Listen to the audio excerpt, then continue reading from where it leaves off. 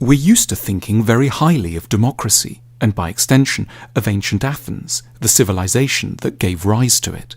The Parthenon has become almost a byword for democratic values, which is why so many leaders of democracies like to be photographed there. It's therefore very striking to discover that one of ancient Greece's greatest achievements, philosophy, was highly suspicious of its other achievement, democracy. The founding father of Greek philosophy, Sócrates, is portrayed in the dialogues of Plato as hugely pessimistic about the whole business of democracy.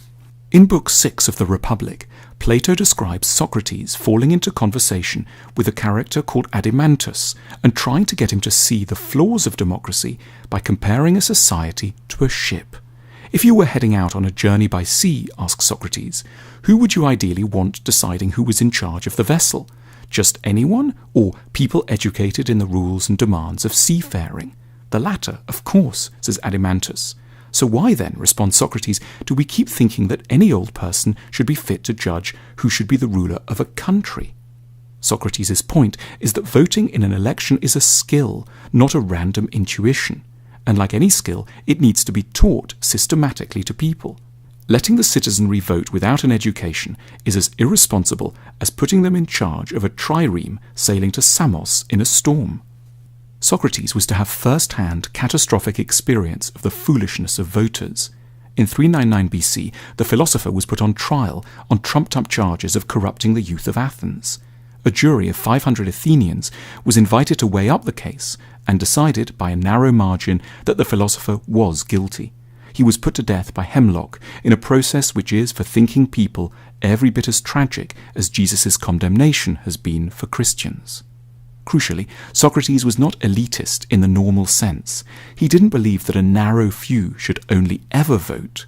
He did, however, insist that only those who had thought about issues rationally and deeply should be let near a vote. We have forgotten this distinction between an intellectual democracy and a democracy by birthright.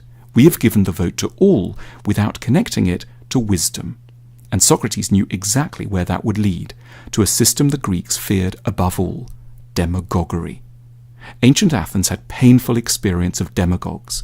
For example, the louche figure of Alcibiades, a rich, charismatic, smooth-talking, wealthy man who eroded basic freedoms and helped to push Athens to its disastrous military adventures in Sicily. Sócrates knew how easily people seeking election could exploit our desire for easy answers.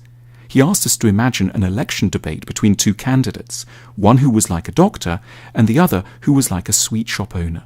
The sweet shop owner would say of his rival, "Look, this person here has worked many evils on you. He hurts you, gives you bitter potions, and tells you not to eat and drink whatever you like. He'll never serve you feasts of many and varied pleasant things like I will." Sócrates asks us to consider the audience's response. Do you think the doctor would be able to reply effectively? The true answer, "I cause you trouble and go against your desires in order to help you," would cause an uproar among the voters, don't you think? We have forgotten all about Sócrates' salient warnings against democracy. We have preferred to think of democracy as an unambiguous good rather than as something that is only ever as effective as the education system that surrounds it. As a result, we have elected many sweet shop owners and very few doctors.